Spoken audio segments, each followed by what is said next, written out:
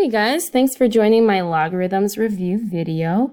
You've studied logs before. It's always one of those topics that students tend to struggle with because it is brand new and it's a new concept. So thanks for taking the time to review your skills. First and foremost, let's make sure that we know what a log is. A log truly is, and I know you're going to be like, what? A log truly is an exponent. Okay, let me explain why. Let's get rid of that dot there. Let's do something familiar. 2 cubed is what? You're right, 8. Good. So, the 3 here, we often think of that being the exponent, right? 2 cubed equals 8. Well, that is the same thing as saying log base 2 of 8 equals 3, right? So we actually have this relationship between exponentials and logs, and I'll put these in variable form now just to generalize it a little bit. Let's say that a to the b equals c. If that is true, then log base a of c equals b. One thing that I often tell students to help them remember this is that the base is always the base. And you're like, what? Okay, let's look at this exponential. The base of the exponential is a, right? The base of the log is also a. So anytime that we're converting from exponential form to log form, the base will always be the base. So let's talk about graphs of logs and exponentials, something that's a really important skill. So let's assume that we have y equals a to the x, right? And let's think about some important ordered pairs from this. So I like to think about this in terms of ordered pairs. Let's start with 0 when x is 0. Okay, well, what would a to the 0 be? A being any constant. Yeah, anything to the 0 is 1. What if x was 1? Well, a to the first is going to be a, right? So what if I was trying to graph a log base a of x? Well, we actually know that logs and exponentials are inverses of each other. Maybe you didn't know that before. Now you know. So anytime that things are inverses of each other, we know that their x and y values flip. And that's true in this case as well. If I were to plug in 1 for x, so log base a of 1, well, that equals 0. And if I were to plug in a for x, log base a of a is actually equal to 1. And that's actually a couple important properties that I think a lot of students don't necessarily know very well. Anybody know what log base a of 0 is? It's undefined. Okay, so just some random properties. Now knowing this information, we can actually put this on a graph. So give me a second here. I'm going to put make x, y, boom. I'm going to do my best to sketch this for you guys.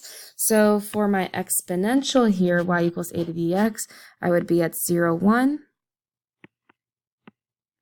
And I'd be at 1, comma, let's call this a. Okay.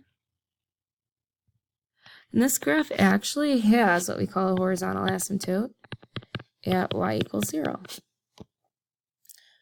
For our log graph,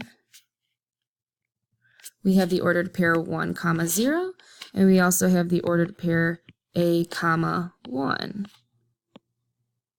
And this one has a vertical asymptote at x equals 0. Boom. The last thing I want to mention here, which is just kind of like a really cool extension of all of this, is you'll notice that these two graphs here are actually symmetric to each other over the line y equals x. And actually that's true for any inverse functions. Since they are symmetric with respect to y equals x, graphically, that actually is verifying that they're inverses of each other. And it has to do with that relationship of flip-flopping x and y. Change of base, not too heavy of a topic here, but let's just say I had like log base 4 of 17. we know that I could use our change of base formula, which says that I could choose any base. Let's just use log base b of 17 over log base b of 4, which would also be equal to, let's say that the base was e, so that's a natural log of 17 over natural log of 4, or, sorry, I have to go vertical now, or that's the same thing as log base, let's go 9 of 17 over log base 9 of 4. Do you get what I'm saying here? As long as the base is the same, I can actually split this up into a quotient of logs. Sometimes useful. Log properties. Okay, this is actually my favorite part of logs by far. Not kidding. So we like to spend time expanding logs and condensing logs. The first one is we can expand a product by making it a sum of logs. Perhaps you remember that. We could also expand a quotient using subtraction.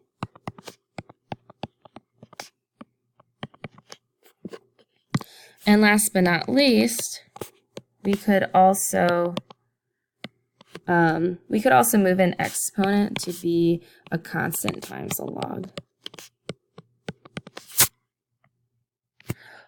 One thing I want to note about this, log base a of x to the b is not equal to log base a of x quantity to the b. Those are not the same. This rule does not apply here. So just keep that in mind. Okay. Let's give you guys one to try. Why not? See what you remember. Log base 3 of 4x to the 5th y all over square root of z. Can you guys expand that? Why don't you go ahead and put me on pause and see what you can do.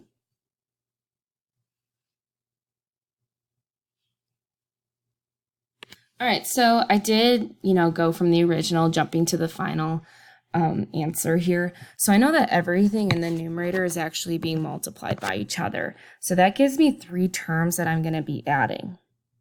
And since I have a division here, a quotient, I actually have 1 term to subtract.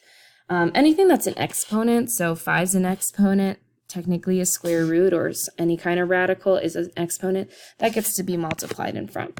And that's my expanded version.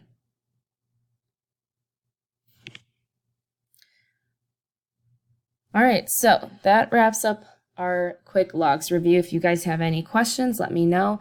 Another thing, if you're looking for practice, just go online, look up logs and exponentials practice. Something to always get better at. You know what I'm saying? Okay.